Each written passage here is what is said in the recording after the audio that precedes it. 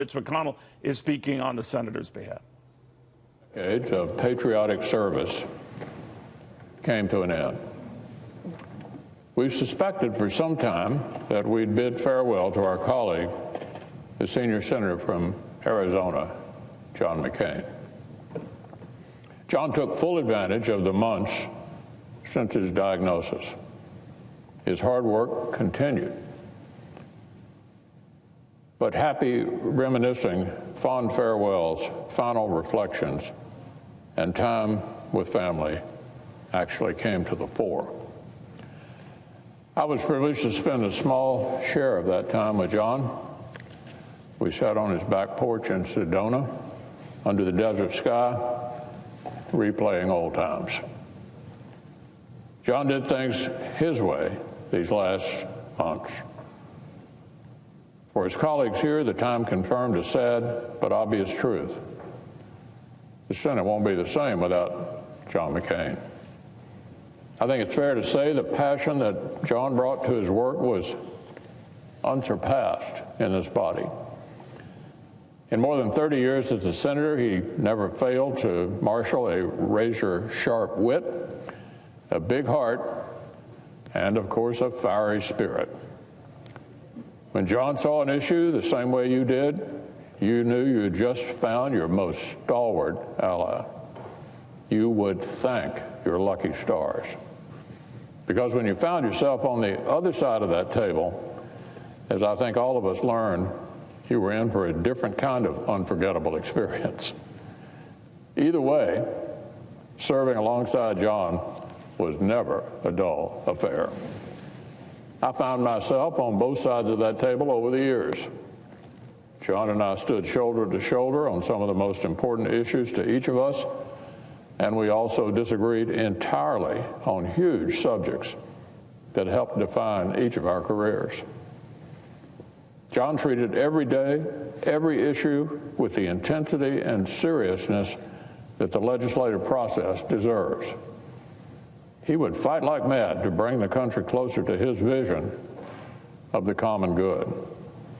But when the day's disputes were over, that very same man was one of our most powerful reminders that so much more unites us than divides us. That we should be able to differ completely on policy and stay united in love of our country. And John himself once put it, we have nothing to fear from each other. We're arguing over the means to better secure our freedom and support the general welfare. But it should remain an argument among friends who share an unshakable belief in our great cause and the goodness of each other. John and I sure had those fights, and we sure had that friendship. I'm just glad we never found ourselves in opposite dugouts. Now, you see, John and I spent years as neighbors in the Russell Building. Often when softball season rolled around, our offices would take the field together as one united MAC team, we called it. Now, as a seriously wounded war hero and a childhood polio survivor, I'd have to say John and I didn't exactly have the makings of an elite double play duo. I took the mound once or twice, but I admit we mostly offered moral support. Moral support. Really, that's what John McCain gave this body and this country for so long. His memory will continue to give it.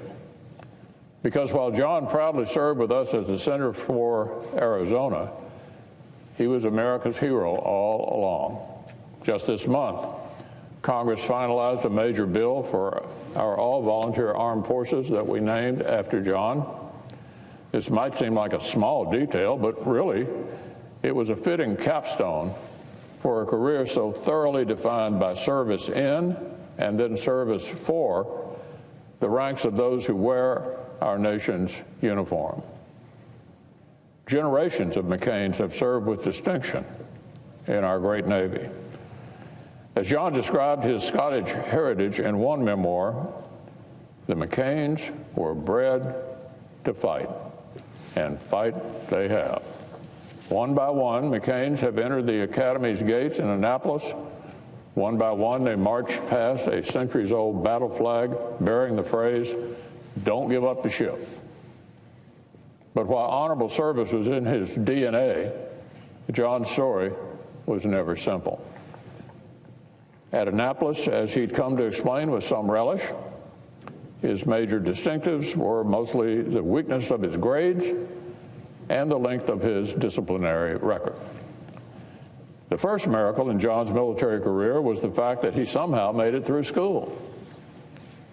But he prevailed, and bigger tests soon came. He stared death in the face aboard the USS Forrestal, and again when he was shot down and dragged and battered and broken into the hands of our nation's enemies. 5.5 hellish years in captivity, merciless beatings for the uniform he had worn and the values he would not renounce. That stubborn, rebellious streak went from a stumbling block to a saving grace. Stubborn virtue sustained John. He declined early release in solidarity with his brothers. He never gave up the ship. We all know this story, but while John didn't shy from sharing his experiences, he insisted he was no hero and no saint. He measured his life in simpler terms. When asked after this diagnosis last year how he'd like to be remembered, here's what he said. He served his country, and not always right, made a lot of mistakes, made a lot of errors, but served his country, and I hope could add honorably. He'll certainly get that wish. For many, the service and sacrifice that John rendered overseas would have been more than enough, more than a lifetime already. But somehow John McCain was convinced that he still owed his country more. In 1983, he arrived in Congress. John knew exactly what it meant to swear to support and defend the Constitution of the United States. When he was sworn in here in the Senate 4 years later, he was no stranger to pledging to protect the Constitution from enemies, foreign and domestic.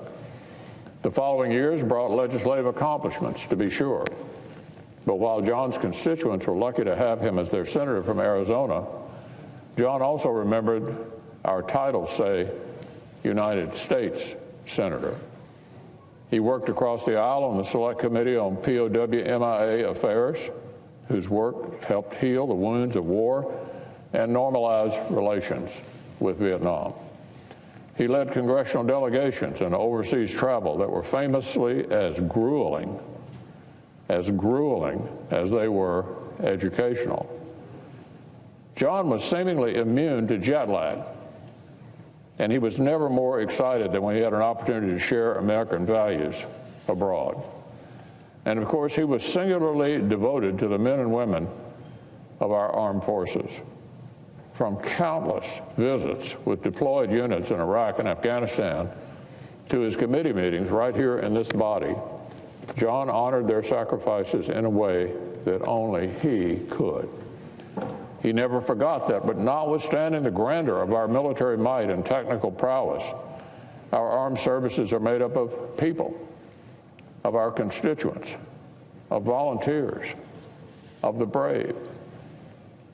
John's favorite novel was Ernest Hemingway's For Whom the Bell Tolls. I suspect we'll hear it quoted quite a bit in the days ahead.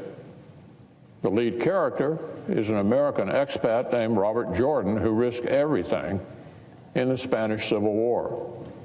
He's a little bit brash, maybe a little hot-headed.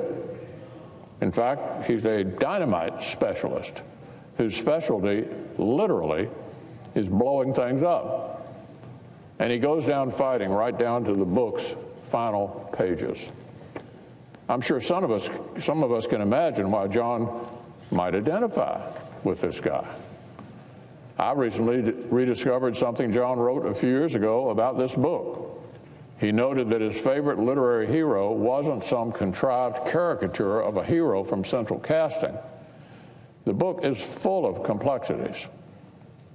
The character has to face all of the messiness of life and war. His idealism is challenged. But he realizes the imperfections of this world don't mean the concept of sacrifice is outdated. They don't make love of cause or country into something quaint or naive. They only make patriotism, service, and hope that much more noble and necessary.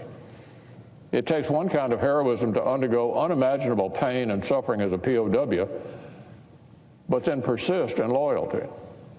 It takes another kind of heroism to sustain that passion for decades more, to withstand the slings and arrows of politics, the compromises, the disappointments, the defeats, and yet consider it a joy and an honor to serve. Few have either kind of heroism. John McCain had both. Fortunately, all that intensity came paired with a world-class sense of humor. As we all know, John really hated to lose. The line he used after his presidential campaigns still makes me laugh. Someone would ask, I was coping with defeat. And John would say, actually, I'm sleeping like a baby. Wake up every 2 hours and cry. Seriously, it's hard to describe this larger-than-life figure without lapsing into what sounds like cliches. We've all heard our whole lives about the importance of patriotism and self-sacrifice. But we cannot take that culture of commitment for granted. Because just like our nation's security and our American liberty, the very notion that some causes really are greater than ourselves only survives because service members and statesmen like John McCain will fight and even die to defend it. The bond between John and his country was so deep. But of course, other bonds ran deeper still. While John's colleagues grieve our own loss, we also send our love and support to those who know him even better. Those who call this man their husband, their son, their father, and grandfather. We stand with John's loving wife, Cindy. We stand with Doug, Andy, Sydney, Megan, Jack, Jimmy, and Bridget. We stand with his mother, Roberta, and with all John's devoted friends and loyal staff. Thank you for lending him to us longer than we had a right. Thank you for supporting him while he supported us.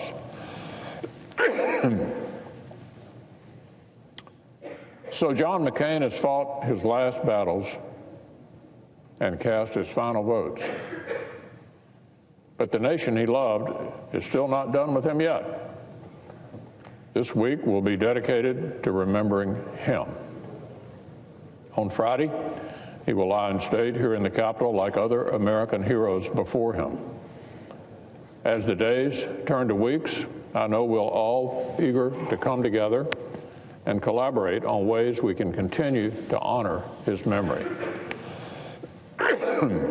Generation after generation of Americans will hear about the cocky pilot who barely scraped through Annapolis, but then defended our nation in the skies, witnessed to our highest values even through terrible torture, captured the country's imagination through national campaigns that spotlighted many of our highest values, and became so integral to the United States Senate, where our nation airs and advances its great debates. America will miss her devoted son, her stalwart champion, her elder statesman. I will miss one of the very finest gentlemen with whom I've had the honor to serve. But we will not forget him. I consider it our privilege to return some small share of the love that John poured out for this country. It is our honor as Americans to say to the late, great John Sidney McCain III what we pray he has already heard from his Creator. Well done, good and faithful servant. Well done. You fought the good fight. You finished the race. You kept the faith. And you never gave up the ship.